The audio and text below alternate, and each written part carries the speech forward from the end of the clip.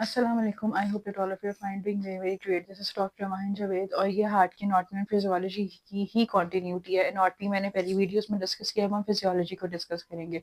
बहुत सारी और चीज़ों को भी मैं आपके साथ डिस्कस करूंगी कि पेस मेकर है या नोड्स हैं उनको, लेकिन अभी मेजर चीज़ आपको बतानी चाहिए। देखो, फिजियोलॉजी हार्ट की क्या है, मैंने यहाँ पे ये चीज़ मैंशन भी कर दी है। फिजियोलॉजी को अगर हम स्टार्ट करें, मैं थोड़ा सा अगर आपको रिवाइज करवाऊँ इसी लेक्चर, इसलिए मैंने ये साथ बनाया। अगर आपको ये याद नहीं है तो आप ये वाला लेक्चर देख सकते हो। ये सिंपल डायग्राम है, ठीक है। ये थोड़ी सी कॉम्प्लेक्स डायग्राम है जिसमें आपके पास वो है कि किस तरीके से हार्ट फ्लो करता है, ब्लड कैसे फ्लो करता है। देखो, सबसे पहले हमारे पास एक है सुपीरियर वेना केवा, एक है हमारे पास इंफीरियर वेना केवा। यहाँ से आपके पास ब्लड आता है। यहाँ आप सुपीरियर में से, आपके बॉडी के अपर पार्ट्स में से, हेड में से, शोल्डर्स में से, नेक में से आपके पास ब्लड आता है, और इंफीरियर वेना केवा से नीचे वाले पार्ट से, लेग से, एब्डोमिनल एरिया से सारा ब्लड आता है। और ये कौन सा ब्लड है? ये सारे का सारा डीऑक्सीजनेटेड ब्लड है। ये आपने याद रखना है। एक ये चीज याद रखनी है, दूसरा ये चीज याद रखनी है कि आर्टरीज और वेन्स, जिनका जो नेचुरल काम है, जैसे आर्टरीज में ऑक्सीजनेटेड ब्लड है, वेन्स में डीऑक्सीजनेटेड है, हार्ट में ये ऑपोजिट होते हैं, ठीक है। अगर हार्ट में ये वैसे हो कि आर्टरीज में से ऑक्सीजनेटेड हो तो डिजीज होती है, ग्रेट आर्टरी डिजीज उसको कहते हैं। इंशाल्लाह वो भी आपको पढ़ाऊंगी। अब यहाँ से क्या होता है कि यहाँ से ब्लड आया अपर पार्ट से, लोअर पार्ट से, आपका आके यहाँ से राइट, उसके अंदर एट्रियम में, राइट एट्रियम से नीचे आ गया, ये वेंट्रिकल में आया। यहाँ से जब फ्लो करता है, और ये आपका वेल्व है। ये वेल्व मैंने आपको पढ़ाए थे एनाटॉमी के अंदर, ये वाले सारे बने हैं कि किस तरीके से खुलते हैं, किस तरीके से काम करते हैं। यहाँ पे ब्लड आया, यहाँ पे भी ब्लड था, ये वेल्व खुले, आपका डीऑक्सीजनेटेड ब्लड जो है वो नीचे आ गया। इन एरोस को आपने देखना है। यहाँ से पल्मोनरी वेल्व होता है, दिस वन, इसको हम पल्मोनरी वेल्व कहते हैं। अच्छा, पल्मोनरी वेल्व को आप सेमील्यूनर वेल्व भी कहते हो। अगर आप उसको एक लार्जर लेवल के ऊपर पढ़ रहे हो तो आप उसको सेमील्यूनर वेल्व भी कह सकते हो, लेकिन आपने जो चीज पढ़नी है जो आपके लिए इंपॉर्टेंट है वो ये है कि इसको हम पल्मोनरी वेल्व कहते हैं। ये हमारे पास राइट एट्रियम है, ये हमारे पास लेफ्ट एट्रियम है, ये राइट वेंट्रिकल है, ये लेफ्ट वेंट्रिकल है। नीचे वाले पार्ट की मैं बात कर रही हूँ। यहाँ से डीऑक्सीजनेटेड ब्लड गया, ठीक है, आपकी पल्मोनरी आर्टरी से। ये पल्मोनरी आर्टरी निकल रही है यहाँ से, ठीक है, ये पल्मोनरी आर्टरी है। देखो यहाँ पे डीऑक्सीजनेटेड, यहाँ पे लंग्स में गया, लंग्स ने इसके अंदर ऑक्सीजन को फिल किया। जब आपका ऑक्सीजन यहाँ से फिल हो गया तो वो पल्मोनरी वेन्स के थ्रू, ये पल्मोनरी वेन्स है जो मैंने रेड कलर की बनाई है, ये यहाँ से अंदर वापस आता है, लेफ्ट एट्रियम में आएगा और यहाँ से पास होगा इस मिट्रल वाल्व या बाइकस्पिड वाल्व से, वेंट्रिकल में आया और यहाँ से एओर्टा से सारी बॉडी में चला गया। ये सिंपल फिजियोलॉजी है हार्ट की। जब तक आप हार्ट की एनाटॉमी और फिजियोलॉजी को नहीं समझते, आपको नोट्स के बारे में नहीं समझ आएगा, आपको पेस मेकिंग के बारे में नहीं समझ आएगा, ईसीजी क्या होती है, पोलराइजेशन, रीपोलराइजेशन, डीपोलराइजेशन, ये क्या होती है हार्ट के केसेस के अंदर, सब कुछ पढ़ाऊंगी। लेकिन सबसे पहले ये आपने समझना है। अगर आपको ये नहीं समझ आएगा तो आपको हार्ट नहीं समझ आएगा। दोबारा से मैं आपके लिए रिपीट कर देती हूँ। यहाँ से ब्लड आया from the superior and inferior vena cava, यहाँ से राइट एट्रियम में आपका वाल्व खुला, वेंट्रिकल में, वेंट्रिकल से आपके लंग्स में चला गया, लंग्स ने उसमें ऑक्सीजन भर के पल्मोनरी वेन्स के थ्रू लेफ्ट एट्रियम में भेजा। बेटा इसलिए मैंने ये लाइंस लगाई हुई, और ये लाइंस को क्या कहते हैं ये मैंने आपको बताया, हम इसको कहते हैं इंटर एट्रियल सेप्टम और इंटर वेंट्रिकुलर सेप्टम, जो इनको डिफ्रेंशिएट कर रही हूँ। और जो सेंटर वाली है ये वाली, आप मेरा लेक्चर देख सकते हो, आर्टीरियो वेंट्रिकुलर सेप्टम। यहाँ से आके एओर्टा से पूरी बॉडी में चले जाएंगे। एक चीज समझ आ गया आपको? और ये हार्ट का अपर पार्ट है, ये लोअर पार्ट है, ये याद रखना है। और बेटे हार्ट का साइकिल चलता है, कार्डियक साइकिल। हार्ट में बीट कैसे प्रोड्यूस होती है? हार्ट में बीट इलेक्ट्रिकल इम्पल्स की वजह से प्रोड्यूस होती है, उसको हम कहते हैं नोड्स। अभी एक कॉन्सेप्ट ले लो, बाद में जो है मैं इस पर डिटेल लेक्चर बनाऊंगी, अभी मैं इसको कवर नहीं कर सकती, आप लोगों का लेक्चर एक्स्ट्राऑर्डिनरी लंबा हो जाएगा, नहीं आपको समझ आएगी, ठीक है। तो कंडक्शन सिस्टम ऑफ हार्ट के अंदर मैं आपको एक चीज पढ़ाऊं तो बेटा ये जो एरिया है यहाँ पे इस तरीके से यहाँ पे जनरेट होती है इलेक्ट्रिक इम्पल्स, इलेक्ट्रिक इम्पल्स जो जनरेट होती है, जो कि आपके हार्ट को बीट करती है, ठीक है। अब इसके दो पार्ट्स होते हैं।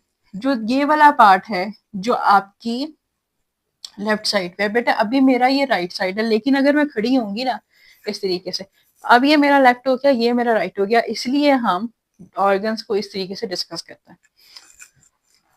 ये वाला जो पार्ट है इसको कहते हैं एसे नोड, साइनो एट्रियल नोड, ठीक है। और ये वाला जो पार्ट है इसको हम कहते हैं, सॉरी ये वाला जो आपका पार्ट है एट्रियोवेंट्रिकुलर नोड, ठीक है।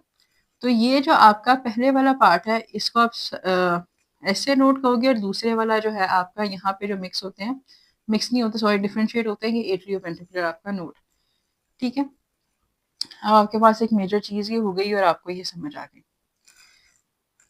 नोट्स के समझ आ गई, ठीक है। अब नोट्स के अंदर देखो, ऐसे नोड मेजर काम ये करती है पेसमेकर। पेसमेकर का मतलब है कि आपकी हार्ट बीट यहाँ से स्टार्ट होती है, इनिशिएट होती है, ये चीज आपने याद रखनी है, ठीक है। कि अगर मैं कह रही हूँ कि यहाँ से ऐसे नोड से ऐसे नोड पेस मेकर मेरा अगर ये काम कर रहा है, तो यहाँ से बीट जो है वो स्टार्ट हो रही है। कितनी बीट्स होती हैं, कितने टाइम्स पर मिनट होता है, डिटेल लेक्चर में आपको बताऊंगी। और फिर हमारे पास एवी नोड होता है, एट्रियोवेंट्रिकुलर नोड होता है। यहाँ पे थोड़ा सा पल्स में डिले आता है कि आगे पल्स कैसे जनरेट होगी, हार्ट कैसे बीट करेगा, इसीलिए इलेक्ट्रोकार्डियोग्राम करवाया जाता है पेशेंट्स का जिनमें हार्ट रिलेटेड प्रॉब्लम है, ठीक है। और फिर एक बंडल ऑफ हिस होता है, परकंचर फाइबर्स होते हैं। बंडल ऑफ हिस का काम ये है कि ये आपको सिग्नल्स प्रोवाइड करता है, वेंट्रिकल से यहाँ पे लोकेटेड होता है, और आपको सिग्नल्स देता है बॉडी को कि हार्ट ने अब कॉन्ट्रैक्ट करना है, अब ये वाला वेल्व खोलना है, अब ये वाली चीज। क्योंकि बेटा यहाँ से तो ब्लड आ गया, यहाँ से नीचे भी आ गया, जब तक ये कॉन्ट्रैक्टिंग ना करेगा आपका हार्ट कैसे जाएगा ब्लड ऊपर।